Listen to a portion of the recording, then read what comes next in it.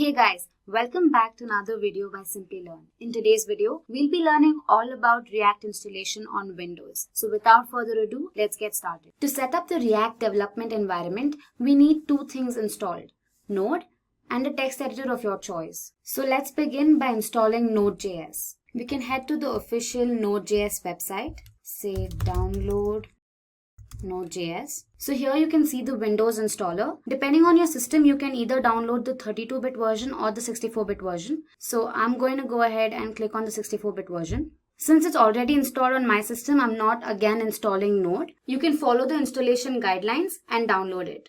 Once you're done with Node installation, you can go ahead and download a text editor of your choice. So I'd suggest VSCode. So let's head to the VSCode page. Say download VSCode. Click on the first link and download the 64-bit version for Windows. Once you're done with the installation of both Node and your text editor, you can start creating your first React application. So for that, let's create a folder. I'm creating it on my desktop, while you can create it in any of your drives. Let's call it first React. Now open your command prompt. Now you can type in the path for the folder that you just created. So say cd users first React. Now go ahead and type in the command npm install -g create React app. Okay, so this command installs all the necessary ReactJS modules. Now to check if the version is correctly installed, you can type in create React app version. So you can see the version here. Now let's continue and develop your React application. Type in the command create React app and you can give a name to your application. So I say my app. Now this should take a couple of minutes. Okay.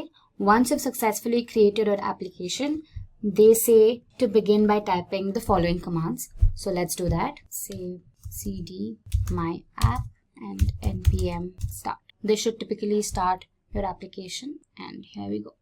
Alright. You can also open your application in the text editor that you've downloaded. So let's go ahead and open VS Code. VS Code, file, open folder, go to your desktop or the drive that you've saved your folder in. First React, my app, and I say select folder.